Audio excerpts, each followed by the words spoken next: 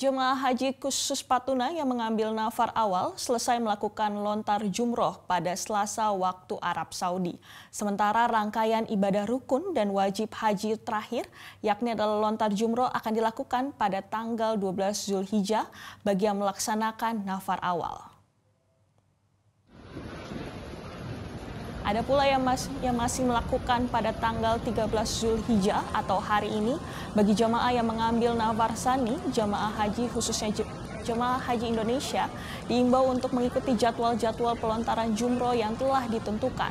Selain agar para jamaah pergi secara berkelompok dengan waktu yang sudah ditentukan tersebut, juga telah memperhitungkan saat jam padat jamarat serta waktu di mana suhu panas berada pada puncaknya, yaitu sekitar pukul 12 hingga 16 waktu Arab Saudi.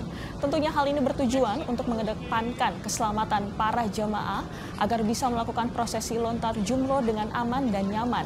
Karena bila jamaah berdesak-desakan di suhu panas, dikhawatirkan jamaah bisa terjepit di kerumunan dan menyebabkan sesak napas serta pingsan yang bisa berujung pada jamaah bisa terinjak-injak dan meninggal dunia.